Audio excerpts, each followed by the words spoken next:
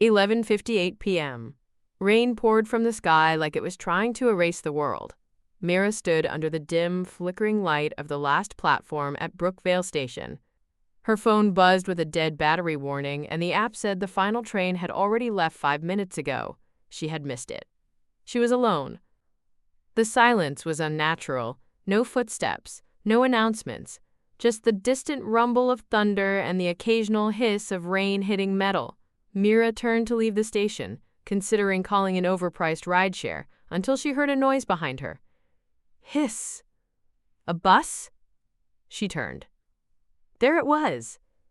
An old, faded green city bus, coasting silently along the platform. No headlights, no engine noise, just movement.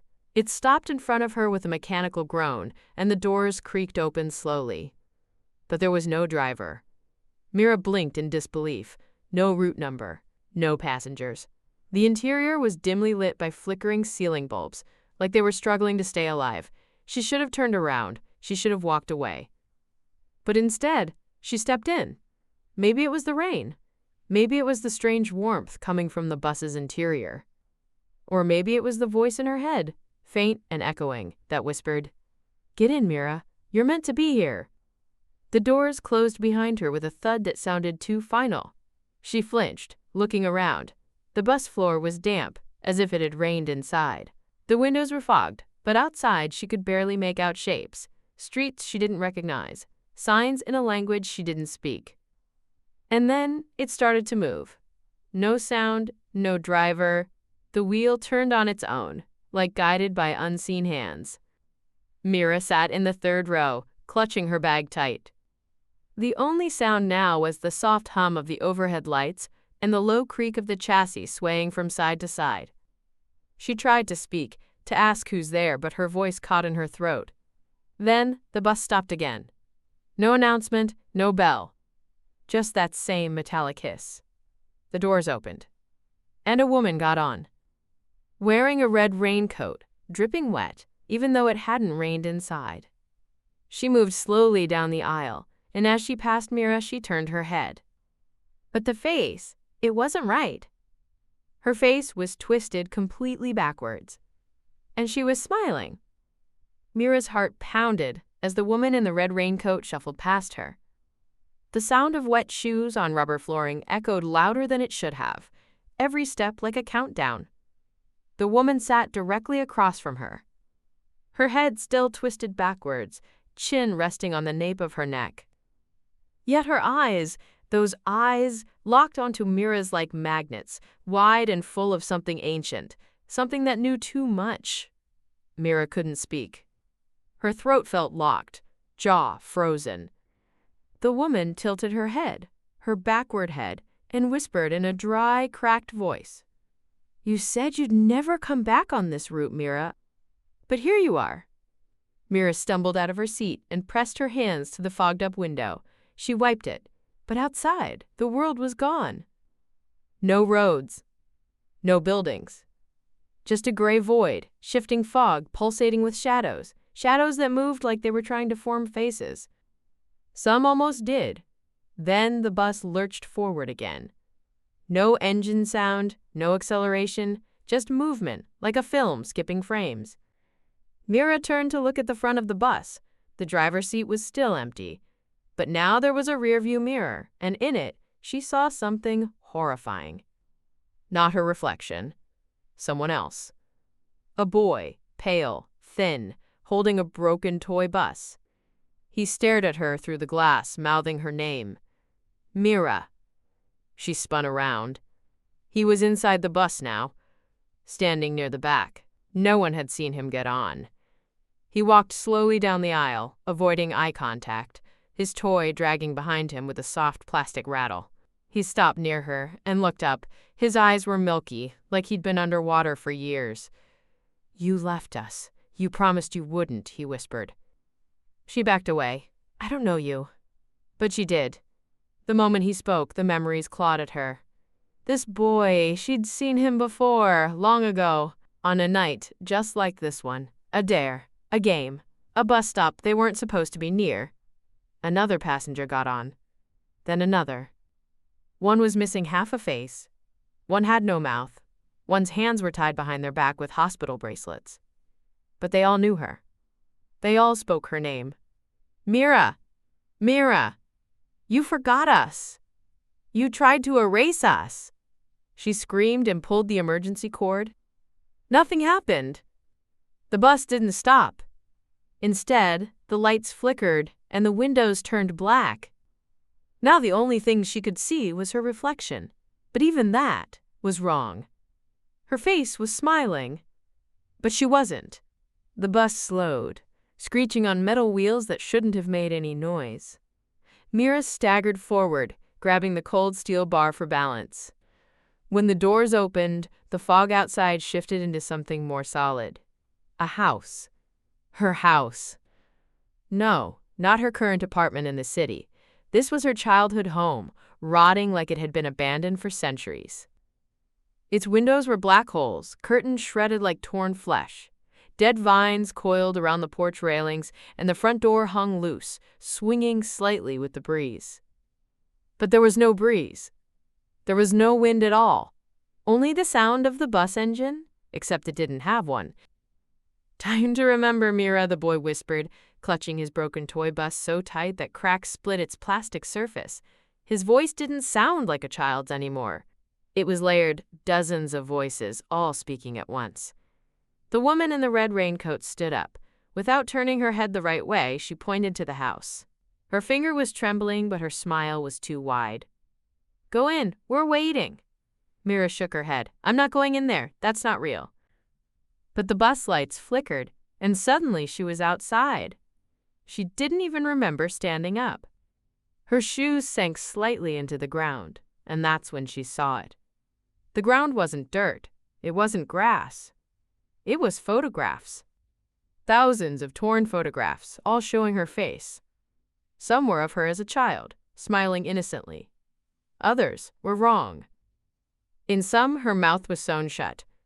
In others, her eyes were black pits. One photo showed her standing in this exact spot, but with blood running down her arms. Her breath quickened. She turned to run back to the bus. But it was gone. The street behind her, gone. There was only the house now. The door creaked open by itself. Inside, a dim light glowed. A single piano note played, soft, eerie, repeating like a broken clock. Ding, ding, ding. Mira stepped closer, against her will. Her chest tightened with every step. The photos beneath her feet whispered like paper ghosts. She reached the threshold, her trembling hand brushing against the cracked wood of the doorway. The smell hit her first. Rotting flowers, wet earth, something metallic, blood. Don't go in, she told herself. But she did. The hallway inside was warped and too long, as if the house had stretched. The wallpaper was peeling, and beneath it she could see writing, hundreds of scratched words, carved into the walls like desperate messages. And then, at the far end of the hallway, she saw someone. It was her, but older, broken, crying black tears. The hallway stretched longer with each step. It wasn't just perspective. The walls pulsed like lungs, inhaling and exhaling with every breath Mira took. The lights buzzed above her, casting shadows that moved before she did. At the far end, the older version of her stood motionless, skin pale as ash, hair soaked, even though there was no rain, eyes hollow, just black voids that wept thick, tar-like tears down sunken cheeks. Mira stepped forward slowly. The piano note still played in the background. Ding, ding, ding. Like a warning. Then the older version smiled. But it wasn't a human smile. The corners of her mouth stretched too far, tearing skin at the edges, revealing black gums and cracked teeth beneath. Who are you? Mira whispered. The woman's voice sounded like it came from a cave, layered and distant, like hearing your own scream underwater. I'm you. The version you left here. The one who stayed behind when you lied. Mira shook her head. I don't understand. The walls around her exploded into images. Memories, like ripped open dreams. A broken toy bus floating in a puddle. A boy's scream echoing across an empty street. Her own younger self running away, heart racing, never looking back. "No," she said, covering her ears. "I didn't mean to leave him. I was just scared." "You were selfish," the older Mira said calmly, "and you made yourself forget. But I didn't. I stayed. I remembered." Suddenly, the wallpaper peeled back in strips, revealing mirrors beneath. Each one reflected a different version of her. Mira pushing a friend away at a hospital. Mira burning letters she never mailed. Mira screaming into a void no one heard. She turned to run, but the hallway was gone. In its place stood the bus. Inside, every seat was filled. With her. Dozens of Miras, staring blankly, each one representing a moment she suppressed. Some cried. Some bled. Some were just empty. The original Mira collapsed to her knees. "I want to go back. I want to leave," she whispered. The older version crouched beside her, face still smiling, black tears dripping onto the floor. "You can't leave. Not until you answer." Mira looked up. A screen flickered to life above the bus's windshield. It showed her brother Liam, the same boy with the toy bus. He stood in the rain. Alone, cold. The question appeared on the screen. "What did you do the night he disappeared?" Mira's lips trembled. She couldn't speak. The older self grabbed her hand. Her fingers were ice. "Tell them, or this ride never ends." The bus interior changed. Gone were the metal rails and dusty seats. Now it looked like a cathedral of memory. The ceiling stretched endlessly upward, covered in photographs. The aisle beneath Mira's feet had turned into a glowing path, pulsing with every heartbeat. And each seat was still occupied by her. Miras of all kinds, ages, emotions, timelines. One with blood-soaked hands. One dressed in a graduation gown, crying. One with no eyes, whispering secrets into the void. They all stared at her, but said nothing. At the far end of the bus, the windshield shimmered like water. Behind it, her brother's face reappeared. Liam. Eyes wide. Soaked. Alone. "You said the bus wasn't real," he whispered. "You told me it was just a story." Mira's throat tightened. She remembered now, the night everything changed. She and Liam had stood by the old stop on Willow Lane. It was late. Too late. It started as a dare. "Bet you won't wait for the midnight bus," she'd teased. She laughed. He laughed. But then it came. Silent. Dark. Doors opened. No driver. Liam stepped forward. She had laughed again until the doors closed, and he never came back. "I thought it was a joke," she muttered. "I thought he'd come back. I told myself I imagined it, that it was trauma. That he ran away." The Mira with no eyes stood up. So did another. The bus began to shake. A voice crackled over the intercom. Not the distorted whisper this time, but her own voice, from years ago. "It didn't happen. That's not how it went. I wasn't there." Lies. All of them. She rewrote her memory, buried the truth under therapy, routine, years of silence. Now the other Miras screamed. Dozens of them. Screaming in different tones, some guttural, some sharp like shattered glass. "You left him. You watched the door close. You made it a story. You made us." The windows shattered outward, the bus roaring with wind and noise. The walls cracked, the ceiling bled light. The voice over the intercom turned into a siren. In the chaos, a seat opened in the very front. A note rested on it. "Only one Mira can leave." She crawled toward it, hands trembling, glass cutting her knees. Her vision swam. The seat pulsed like it was alive. "Please," she whispered, turning toward the others. "I remember now. I'll never forget again. Let me go." The Miras stopped. One by one, they nodded. And then they faded, dissolving into light and smoke. The bus stopped. Doors opened.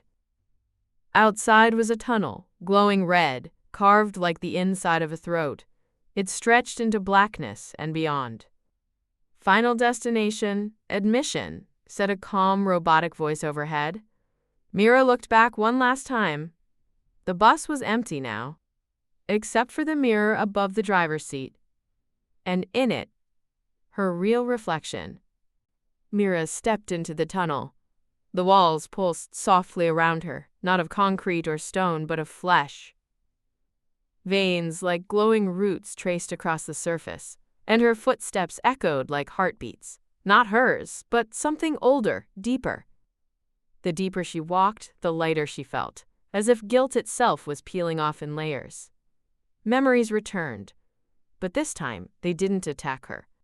They simply existed. Liam's laughter as they raced to the bus stop. The moment she saw the doors close. The silence afterward. The lies she whispered into her pillow that night. It didn't happen. At the end of the tunnel, a soft golden light flickered, warm, unreal. And in the center of it sat a new bus. Sleek, silver, quiet. Its headlights were finally on. And standing at the door was Liam. He was older now. Not the boy she remembered, but the version time had stolen. Maybe the version he could have been. His eyes still held that childlike softness.